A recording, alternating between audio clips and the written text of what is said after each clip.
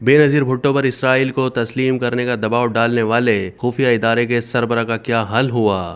General Pervez Musharraf اسرائیل کو تسلیم کرنے کے بہت قریب پہنچ چکے تھے۔ یاسر عرفات اور بے نظیر بھٹو کی یادگار ملاقات کا قصہ۔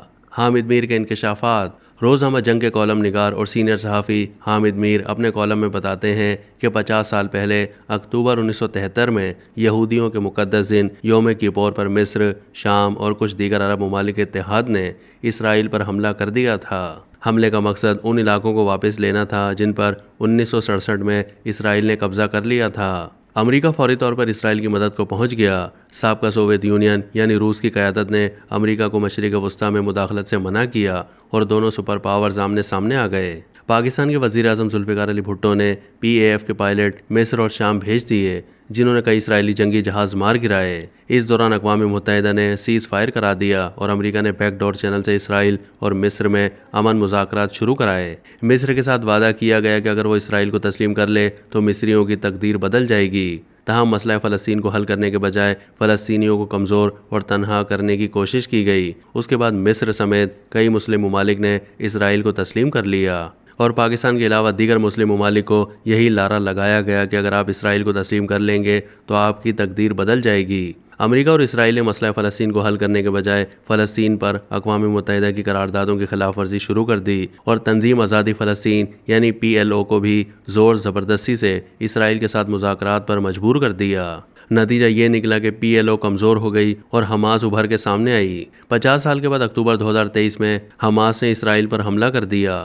یہ حملہ اور اس کا رد عمل اتنا شدید ہے کہ دنیا ایک دفعہ پھر 2 کیمپوں میں تقسیم ہو رہی ہے۔ کچھ مبصرین کا خیال ہے کہ حماس کے اس حملے کا اصل مقصد سعودی عرب اور اسرائیل کے درمیان کسی ممکنہ امن معاہدے کو سبوتاژ کرنا ہے۔ کچھ دن پہلے اسرائیلی وزیر اعظم نیتن یاہو نے اقوام متحدہ کی جنرل اسمبلی کے اجلاس سے خطاب کرتے ہوئے ایک نئے مشرق وسطیٰ کا نقشہ لہرایا تھا اور کہا تھا کہ متحدہ عرب امارات، سعودی عرب، اردن اور اسرائیل کی راہداری یورپ کو ایشیا سے ملائے گی، لیکن نیتن یاہو نے فلسطینیوں کے لیے کوئی امید افزا بات نہیں کی۔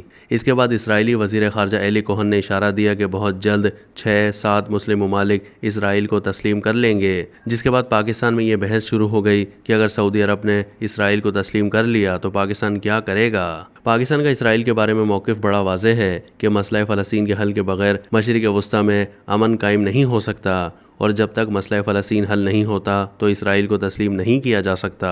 1994 میں سوئٹزرلینڈ کے شہر جنیوا میں محترمہ بے نظیر بھٹو اور یاسر عرفات کی ایک ملاقات ہوئی تھی۔ اس ملاقات میں یاسر عرفات نے محترمہ بے نظیر بھٹو سے کہا تھا کہ ہمیں مار مار کر اسرائیل سے مذاکرات پر مجبور کیا جا رہا ہے۔ ہماری گزارش ہے کہ پاکستان ابھی اسرائیل سے مذاکرات نہ کرے ورنہ ہم مزید کمزور ہو جائیں گے۔ اس ملاقات کے بعد مجھے یاسر عرفات اور اگلے دن ڈیووس میں اسرائیلی وزیر خارجہ شمعون کے ساتھ گفتگو کا موقع ملا اور مجھے پتہ چلا کہ پاکستان اور اسرائیل کو قریب لانے کے لیے صرف بیرونی طاقتیں نہیں بلکہ کچھ اندرونی طاقتیں بھی سرگرم تھیں۔ یاسر عرفات نے محترمہ بے نظیر بھٹو کو غزہ کے دورے کی دعوت دی۔ دورے کی تاریخ 4 ستمبر 1994 طے ہوئی۔ محترمہ بے نظیر نے مصر کے علاقے رفح سے غزہ جانا تھا لیکن اسرائیل نے انہیں یہاں آنے سے روک دیا کیونکہ یہ مقبوضہ علاقے سے ملحق تھا۔ وزیر اعظم پاکستان کا دورہ منسوخ ہو گیا۔ آج نہیں تو کل یہ حقیقت ضرور سامنے آئے گی کہ 1988 کے بعد متعدد منتخب وزرائے اعظم پر اسرائیل کو تسلیم کرنے کے لیے دباؤ ڈالا گیا۔